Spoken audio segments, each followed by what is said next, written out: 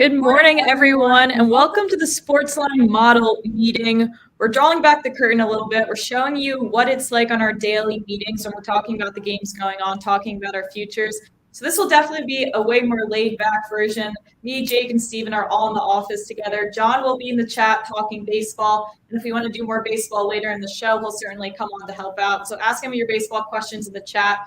But while he does that, we are going to finally touch on college football. Jake has a few week 0, week 1 picks. We'll talk win totals, and we'll talk whatever you guys want to hear about. So keep the chat active. We'll certainly get to everything you guys want us to.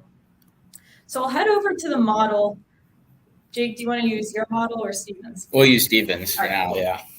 So Steven's been working on some really cool things in the database that he'll get to show you.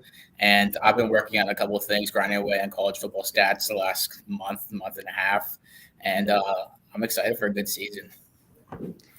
Should we start with win totals? Sure. So we're going to start with season win totals. I have 3 right now that I want to highlight, but I mean, there's much more than 3 with value. We'll start off with UTEP. Figure we'd start off with UTEP because they also have value in week 0, which we'll explain. So UTEP, on my model that I've been working on, which is a stability model, where I focus on the amount of returning production and the amount of starts a quarterback has, UTEP ranks pretty high because their quarterback, Gavin Hardison, has 30 career starts heading into the season. And we have their line is at 5.5 wins. We have them at 7.7. I think that's like the best value of any team in all of college football for 133 teams. Part of that is they play 1 FCS game and they play 2 teams that are new to the FBS in Jacksonville State and Sam Houston State.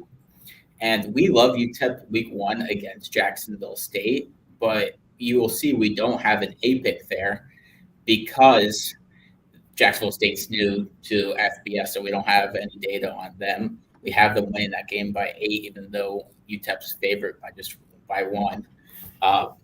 So here Stephen is showing you our 1-team season form, and we have the first column is the win percentage in each game. So you can see that UTEP's schedule is pretty favorable. They're winning 40% above in every single one of the games except for Western Kentucky, and they get Western Kentucky at home this season. So, I mean, I think that's great value. The big thing with UTEP is that their strength of schedule is one of the easier schedules in all of college football. Yeah. I'll add one thing. So I'm not ashamed to admit that I didn't watch any UTEP football last year. I watched a Boise State game last year. I watched everything, but that was different. But the thing that stuck out at me about UTEP, they won only 5 games last year, but they got shelled on the road in points allowed, 36.5 points a game on the road versus just 17.5 at home. And that has everything to do with the quality of opponent. They allowed over 10 yards per pass attempts and 280 yards passing per game. So when you look at their schedule last year, and when they got shelled on the road at Oklahoma, who was even in a down year, had the 26th best offensive passer rating. They still have Dylan Gabriel, even though they weren't that good last year. So this is one bad team, but they shouldn't have given up so much, but they did. Charlotte, again, a top 50 passer rating offense last year. Louisiana Tech, not great. But Louisiana Tech's a better passing offense than they are a running team. And Texas San Antonio. So they had tougher passing offenses to defend on the road last year. This year they don't have that. Arizona is the only what you would consider good passing offense on the road that they face this year. So that's why they're in the model, they're playing much more like this team, the team that averages can score around 25, 24, but hold teams to 21 on a consistent basis. And the thing again, that's why you see their points allowed projections. Besides the Arizona game, you see a lot of teens and low 20s. And Jacksonville State, they're famous for beating FSU a couple years ago. I'm not going to lie, I kind of like that, being a Gator alum. But they lost their one FBS game they played last year, 54-17 against Tulsa. That same Tulsa team, I think they're 92nd in our power rankings. They're in the 90s and 95th, and UTEP's at 83rd. So they lost to a similarly ranked team as UTEP by 37 last year. So a lot of the win total is going to hinge on that week 1 matchup against Jacksonville State, and you'll know if we're looking good or not. But I think there's really good value at 5.5. Also, assuming that Northwestern is going to be a mess. I think Northwestern is going to be. See, their schedule is a lot easier. They weren't trending up exactly even before all this. Yeah. I mean, let's stay on the topic of America's team with UTEP. One of your favorite week 1 picks is UTEP at home against Jacksonville State. Correct me if I'm wrong. A lot of this has to do with we just have no idea who Jacksonville State is, essentially. And we like that UTEP's quarterback comes back with 30 career starts.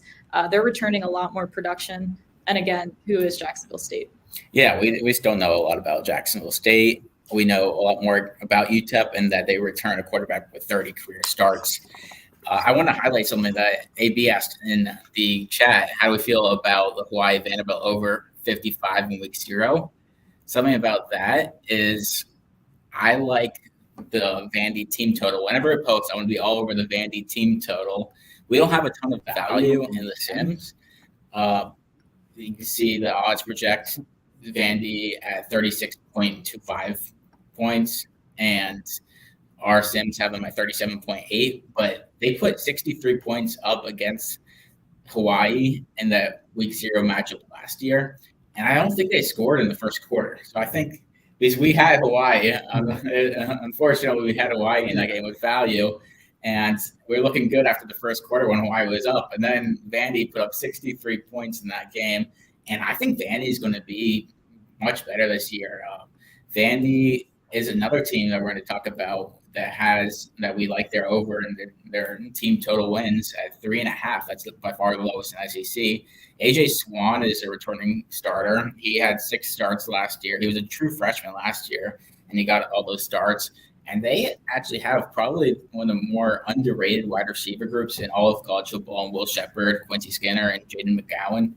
I kind of like this Vandy team to go over their 3.5 win total in the first month of the season.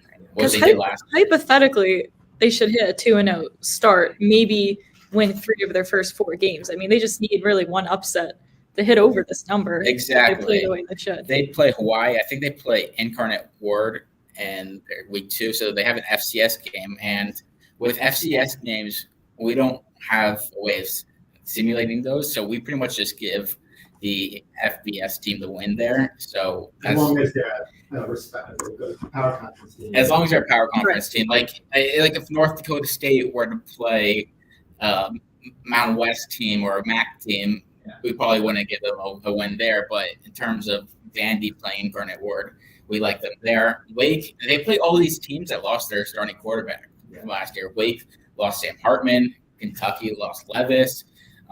Florida lost Anthony Richardson. Georgia, I don't think they have a chance. We're not going to talk about that. Moving on. Yeah. But we talk about these power teams. Tennessee lost their quarterback. So we are still a little low in some of these games against Vandy, but I would give them a higher percent chance to beat Wake. I put that at like 30. I put them at closer to 40 against Kentucky. We have them as the 46th best team in the country. That's their average power rank. This is the average power rank of the opposing team. Mm-hmm. So, that's a tough schedule. So if we were to look at the strength of schedule stuff, Vandy. This is all really cool stuff Stephen worked on. The schedule in the country based on our simulation-based power ranking of their opponents. But still, for the reasons that Jake talked about, still like the over. Right. The over. 3.5. 3.5. I think it's just a -150. So we got 3 non-incarnate Word Yeah, exactly. And unfortunately, they beat the Gators last year, and I think they kind of have a chance this year again if AJ Swan is QB1, as AP says. Right. Let's talk. Sorry, let's hit the chat real quick with one of the teams they're asking about. Ohio State, I believe, are at 10.5 wins, plus 100. They have games against Notre Dame, Penn State, Wisconsin. Do you think this is going to be a tough schedule for them to hit over 10.5 wins? Well, we have them as one of the 10 hardest schedules, just off the bat. And they're quickly, we know how good they are offensively, but I think we have them as the second or third best team in the power rankings, but we have them at 9.6 wins just because some of these games where they play Michigan, they're not winning in 80% of our sims. But if you look at just the one-team season after Steven goes over this, you'll see that we have them probably above 60% in 10 or 11 games this season. So what are their pass defense and their points allowed is obviously much higher on the road, despite the fact that they didn't turn the ball over a lot on the road. So it wasn't like, their offense was making mistakes and putting their defense in bad positions on the road. They just didn't play great pass defense. And so this year on the road, Purdue, how long they lost that QB who's done Aiden O'Connell. I'm not sure who's Wisconsin's quarterback transferred to UF. Michigan. So it's a tough game. So that's probably why. At Michigan and at Notre Dame, and Hartman, we love. We love Sam Hartman. 2 years ago, we broke it to like 7-0 against the spread. Exactly. Yeah, he wasn't quite as reliable last year, but he had a lot of equity with us. And in terms of stability, Ohio State, they lost a little bit of production on offense. They returned 57% of their production on offense, but on defensive side of the ball, which they've been recruiting like crazy, they returned 77% of their production from last season. So I wish one reason why we're doing this, what we're calling the Sportsline Model Meeting Show, is because some of the best stuff comes out of our meetings. So the stability model that Jay keeps referring to stemmed partially from last year where we were doing like an end of season review of college football, which, yeah, I'll be honest, wasn't the hottest. It wasn't the greatest against the spread. And I freak out if there's no average trends. If the favorites cover 50% of the time and we had a horrible year, then I get concerned. But when I saw that around under 46% of the favorites out of 740 odd games covered the spread. So it doesn't look like 740 times, if you get only at 46% heads. I could do a simulation based, and John and Jake could actually do actual statistics to show how rare that would be. So I think, and that should, to me, it popped up well in the age of transfer portal and all the other changes going on, that maybe, it's just the fact where the stats that we use, Vegas use, odds makers use, where you could rely on things in the past to kind of sort of model out what's going to happen next, that didn't apply nearly as much as it does in other sports, especially professional sports. It's all so much turnover. So when we look at just teams that had the same starting coach and the same returning starter at quarterback, there was only 15% of all matchups qualified with those two. But in those cases, favorites covered 55% of the time. So if you remove that sample around 90 games, you have over 600 games where the favorites were covering at like 43%, which is just, a weird concept. So Jake has been busy, getting all the data about every matchup for the last few years, looking at, returning coach or new coach, how many starts the QB had. Is it how many starts QB has had or how many starts he had with that team? How many starts he's had on that team. So that, and then returning starters overall. And then even like 24/7 Sports, top talent rankings off the roster. And so we're diving into the numbers now. Hopefully by Tuesday or the following Tuesday, we'll be able to present something really compelling as far as what is that inflection point.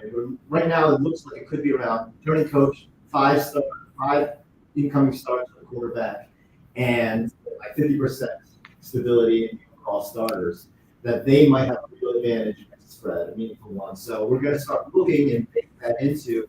So we may not have an A rating on Monte Carlo based simulation on, say, in a game specifically. But we might have a B, and the stability model might be like all over it.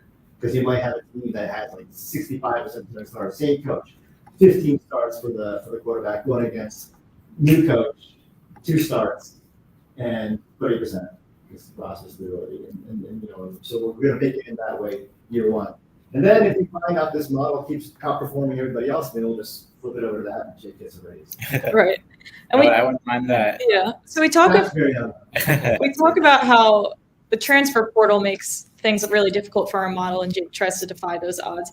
We have a lot of questions in the chat about teams with new quarterbacks, which I believe NC State's quarterback coming from Virginia. Okay.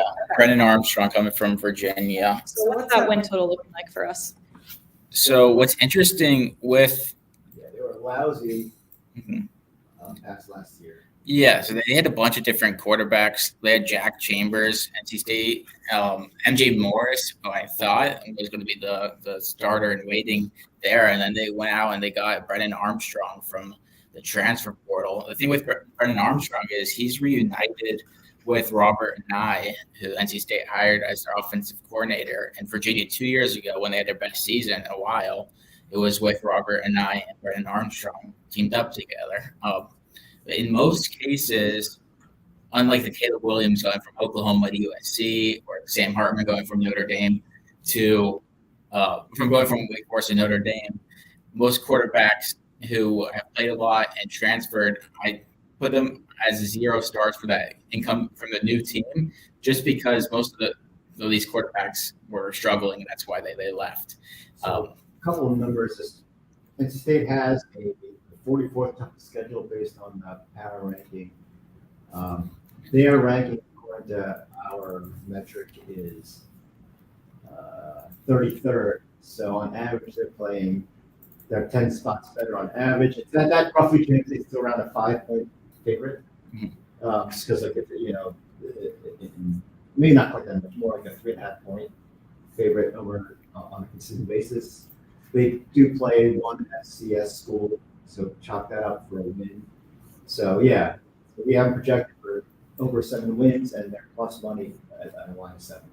Right. And plus you get that push equity there. Yeah. And correct me if I'm wrong about Notre Dame. I've been so headstrong into NFL. Their quarterback situation, did he transfer? So yeah, he transferred from Wake. He was great for us. We loved Sam Hartman last year, or the last couple of years in Wake. He accounted for a quarter of our A picks the last couple of years. It seems like that we've hit, and he's a big improvement over Drew Pine, who was Notre Dame's starter last year. He might not even start at Arizona State this year. But the problem is, even with a guy who comes over, its stability is still in question, because yes, you see these Caleb Williams guys come out and just like roll on fire, win the Heisman, but you see that sometimes they struggle to cover when they first start on a new team. And AB seems to think differently.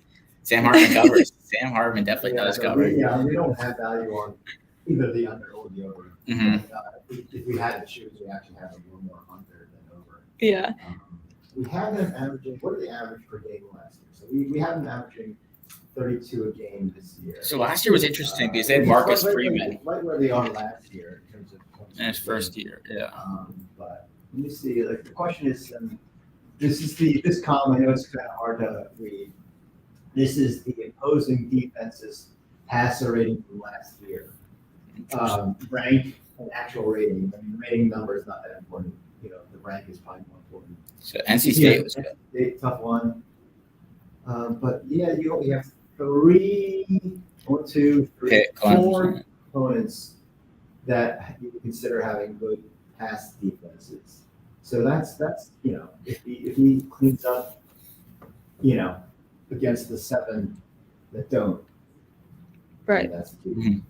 We'll move over to your Florida Gators with Graham Mertz on a new team. How do we think either their win total is shaping out or what their schedule looks like?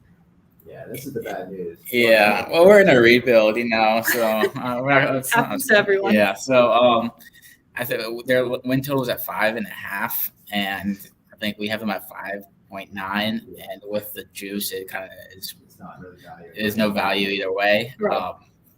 I mean, one thing that you could see when I was working on the stability model is the Gators team talent took a hit in the last couple of years. The more talented team wins the game 72% of the time. The Gators, 2 years ago, were the 7th best team according to 24/7 Sports Team composite rankings, and last year they're the 14th. So the big thing is that Billy Napier needs to get more talent coming in, and he has so far this year. He has the number 3 recruiting class, but the problem is it's going to take a little while for them to get going. So I think this year could be rough. Low numbers in this opposing team's sim-based power. 8, 4, 1, 22, 13, 12. Then they have the third hardest schedule on the strength of schedule. Right. So, we have them as the toughest in our As a top, model. yeah. Yeah. So And I see a lot of playing catch up a little bit here. A lot of talk about USC and Caleb Williams, what that season's going to look like. I think their week 1 or week 0 spread is something really obnoxious. Against San Jose State. And we have slight value in that game on San Jose State to cover, I think. Yeah. What does the model think of those games against non-FBF teams that are like minus 30? They're just a group of 5. So it's a Mountain West versus US. I mean, thing is, AB did say that Caleb Williams is coming off an injury at the end of last season, and they might not want to play him the full game. So maybe after 3 quarters, they put in their backup. Right. So how we do college football model, and football and basketball are similar in that I focused heavily on the odds-based team totals, and then. So, for example, in this case, USC's team total will be 47, a little over 47. Mm-hmm. Our projection is 46.9. San Jose State's is 17.3. Our projection is 19.4. When both sim-based projections are above the team total, that's when we like overs, because it's had 2 bites at the apple. Only one of those factors has to come through true for us to be right. When both are vice versa, when both are lower, then that's when we like unders. For spread picks, I like it to be, the team we're like in favor is exceeding their point total. The team that we, are fading is coming under. So yeah, we technically have value on USC. On San Jose State because USC is coming 0.4 under the expected, and San Jose State is 2.2. This was the NFL. A 2.5 point difference between the sim line, we have at minus 27.5. Oops. And the betting line is at 30. That would actually be really meaningful in the NFL because the lines are so much tighter. Like we have a pick right now on, I think, Seattle week 1 against the Rams, and it's like a 2.5 point difference in lines. But this is meaningless because it's not. You got to look at it like the number of points difference based on the spread itself. So there's a 30-point game. So 2.5 points is less than 10% of the actual expected margin. Whereas the 2.5 points in the Seattle Rams game on a 5.5 spread is a 40% difference. So you got to. So when in games with large spreads in college football, it's best to stay away, unless and I would consider large unless there's like a 10-point difference in our sim line and projected line, and those things I would only go with the underdogs. I would never take a favorite because there's plenty of reasons, plenty of times where the model's going to love a badass powerhouse team that scores a ton of points going against a lousy team. And they might be 30-point favorites and they could be 40 points in series. But all it takes is not to try in the second half. Right. So we got to think about Caleb Williams week 1 over. Can you show the prop? So Steven worked on this, which we've pretty much. The line is.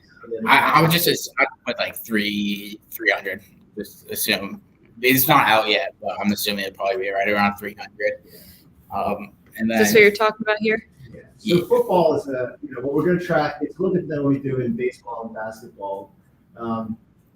What we're going to look at for historical reasons is this shows since last year. We're also going to track since the current year when that data comes available.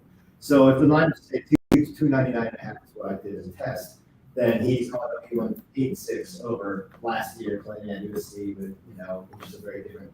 But if you go to overall numbers, I'm going to start looking at this road home split. So, players who, let's say a running back who gets some carries before he becomes a lead back by sophomore year and then explodes by his junior year. Well, so we don't want to look so much at. I'm going to look at current season since the previous season when the player was a starter on his team, and then I'm going to look at road home and see if there's a noticeable difference in his production road and home, and combine those two factors. So in this case, he's at home. There isn't any real split road home. I mean, he averages slightly less, but that's pretty expected. Yeah, a lot of that was in Oklahoma. So you can see last year is 324, so he's averaging. So we'll be able to do a deeper dive and just on the actual games that are probably relevant, which in this case is not going to see. Yeah, what I like to do, I look at the projection first, and then I look at this form. And if like 2 of the 3 factors are in my favor, then I'll play that as a prop. And like what Stephen was saying right before, I wanted to say that in terms of overs, if both teams are over their projection, you like to go with the over there. If one team's above their projection, I like going with team total over, especially in college football. Yeah. Now, one thing that's interesting though is USC is a whopping 86% public favorite going this. This is for radar data that they send us, and it's not going to send anyone on the box, but I'm not 100% sure how good it is.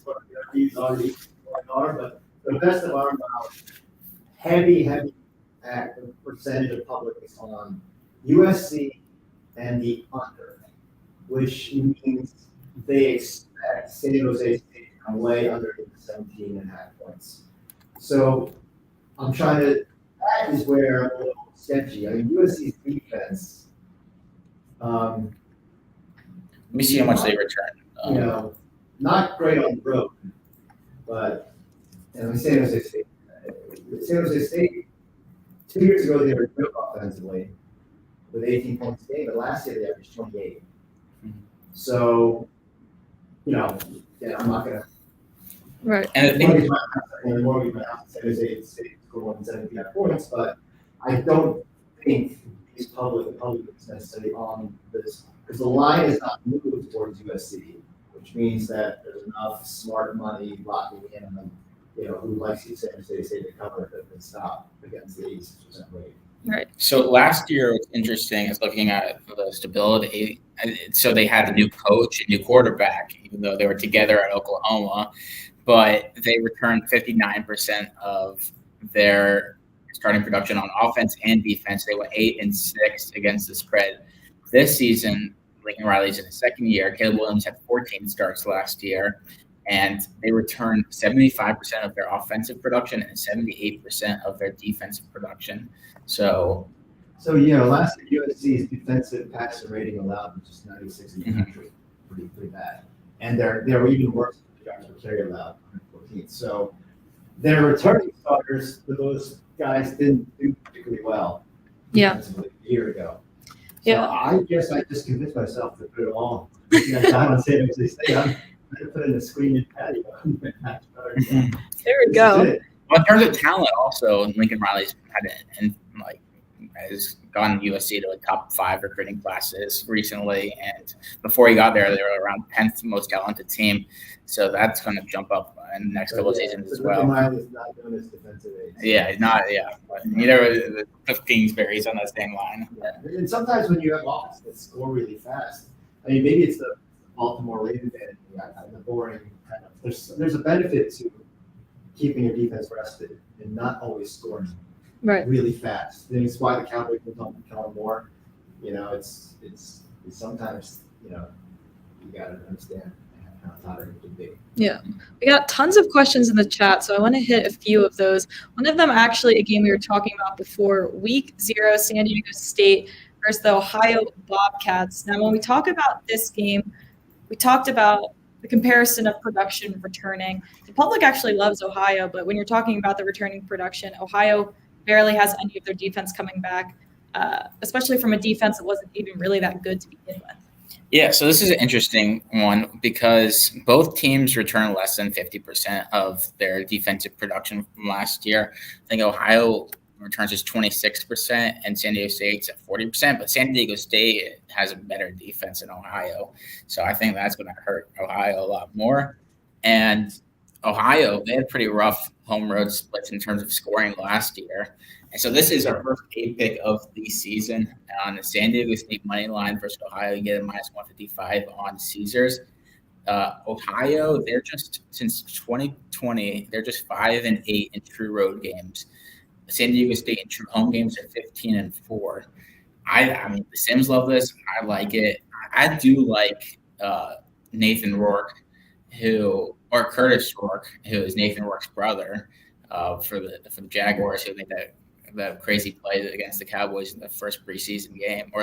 I do like him, but he still struggled on the road last year. What was it, 25 points per game on the road compared to 35 points per game at home? Stephen, to show you that. In the model, what's happening is, I would say, why does the model think that Ohio's only going to score under 20 as opposed to 23 that the odds project?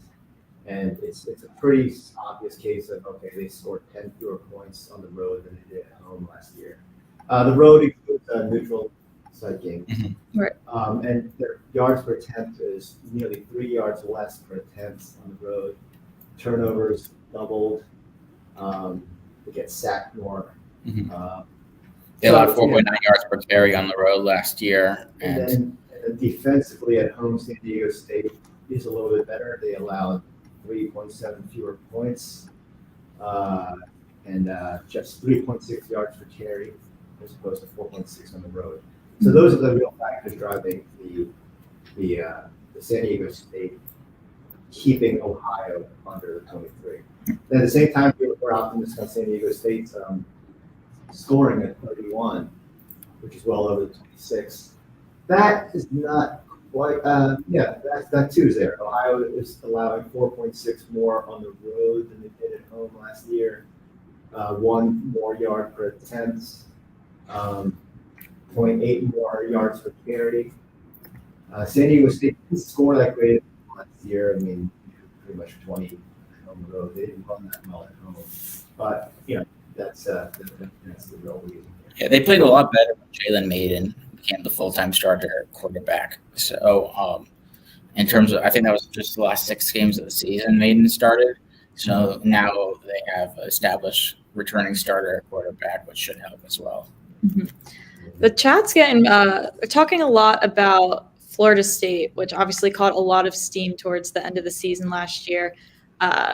Running game strong with Trey Benson. You have a Heisman candidate in Jordan Travis. They have some tough games. I believe they have LSU in September, and they're on the road at Clemson. If we want to take a look at their win totals. So we have them at just the 51st of the schedule, which wasn't too bad. I don't know anything wise. We have them as the 12th best team, which is very good. We don't have value at 9.5 wins, though. We have a projection of 8.8. Okay.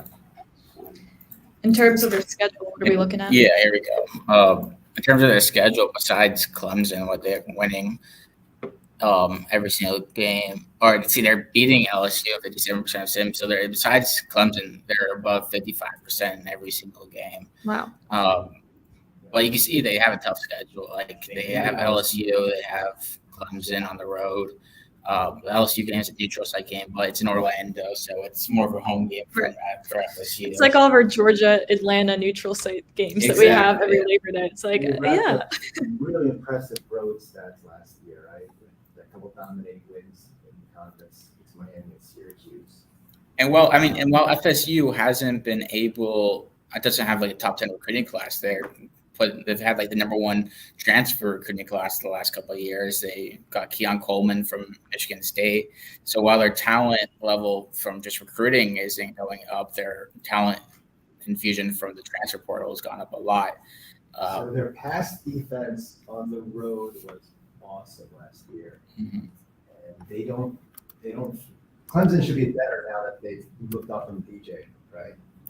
They should be, but Klubnik only has 1 start, so I think he looked good when he played, but we'll learn a lot in the first couple of seasons. So I could talk myself out of that because so if Clemson isn't that much better, then even though they're a good team, they're not a great pass offense, or proven they should be a talent-wise, right? Mhm. But Wake lost Hartman, so FSU doesn't have a lot of elite passing offenses on the road. Florida, maybe not. Sorry, Jake.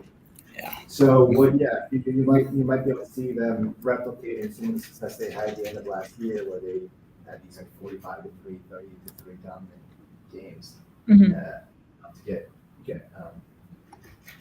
Right. out there. So it's interesting. It comes down to this game where we have this underdogs and how good. I'm black and understanding. I should understand the number one recruit.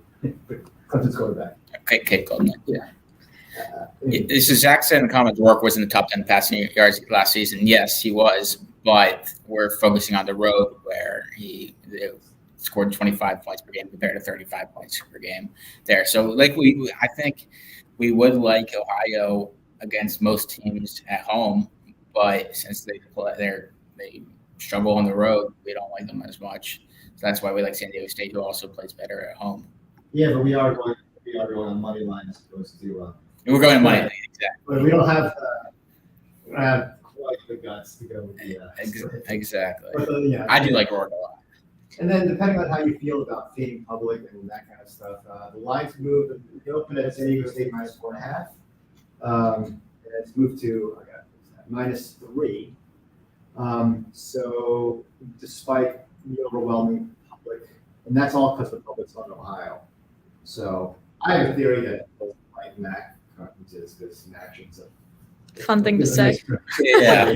They give us football on Wednesdays. That's why we like the MAC. Because they give us Tuesday and Wednesday football. Yeah. I think that influences people more than it should. Right. Because they allow us to bet on Wednesdays when no other conference does. Yeah. Let's shift back to the SEC. I want to get Jake's last pick in that he had for the show. With Alabama under 10.5 wins, which may be a controversial play. So I'd like you to be able to share your thoughts on that. Yeah, this is a bit controversial, but they have the fourth toughest schedule. They lost Bryce Young, and they didn't even hit the 10-game win total last year with Bryce Young. And now they have a quarterback controversy. They have Ty Buckner from Notre Dame and Jalen Milroe and they haven't even settled on. Yeah, they don't. Yeah, right? I think they're gonna go with Milroe. He gives them a lot more with his legs than the other two guys do. Yeah. So Steven might be all over. Yeah, he's gonna get the boost in the Sims again. Here we go. I like more with Notre Dame and because the coach. He's Marcus Freeman. Yeah. And Kyle Hamilton went there and all that. Yeah. But so they play this tough schedule. But I mean, they get these games against Arkansas, Tennessee, and LSU at home. But Texas A&M, I know they were terrible last year.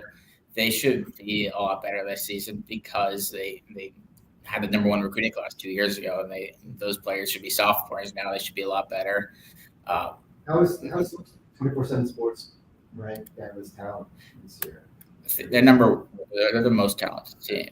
It's them and Georgia. So Georgia 3 years ago was number one. In the last 2 years, it's been Bama, but I think Georgia might have past them when the talent rankings come out this year. I think they're number one in AP poll. Schools, great teams that the strength of schedule will be comparable, but Bama's got the fourth hardest schedule. Georgia can do Bulldogs just 50. Cupcakes. Yeah. They're playing at the ACC.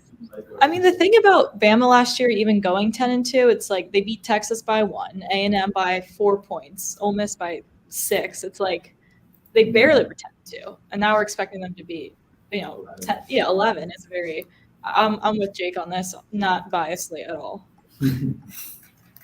And they played Vandy in their SEC schedule, and now they don't play Vandy with that 3.5 win total. Mm-hmm. So that's going to make their schedule immediately harder there.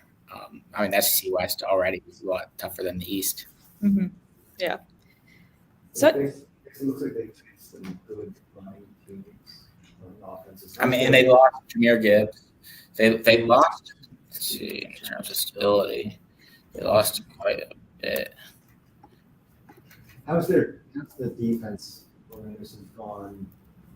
That defense is always loaded, but yeah, they lost Will Anderson. So they do have a lot of opposing teams that can run the ball. Mm-hmm. So Alabama last year they had Bryce Young and they had 15 returning starts, and they brought back 65% of their total returning production. This year they have Jalen Milroe, who has 0 career starts, and they're bringing back 40% of their total returning production from last season. So already they're at a disadvantage from last year, and they went 10-2 last year, and they have the 4th hardest schedule. So while it's controversial going against Alabama, it's hard to bet against Nick Saban anytime. Right. I don't mind going with the under there. Yeah. Yeah. So I think that wraps up our picks. We got a lot of questions in the chat. Any last minute questions, feel free to put them in. Even baseball questions, John is here if you need. But that's, those are our favorite picks so far that we have. And we're going to continue to do this for a couple times a week, hopefully. We'll go with this one last question from Zach Phelps about Texas upsetting Bama in week 2. Texas, another team a lot of people like to talk about and think they're going to have a big season. So last year, that game was at Texas. The Texas pretty much should have won, and then Quinn Ewers went down with an injury. And then, I could see it happening, but I just don't. I don't think it's going to. Projection isn't going to be loaded right now because it's similar. Right. Yeah, here we go. So we have that. So we've been winning 77% of the time. I think the spread is out. I think the spread is out on that game I saw yesterday.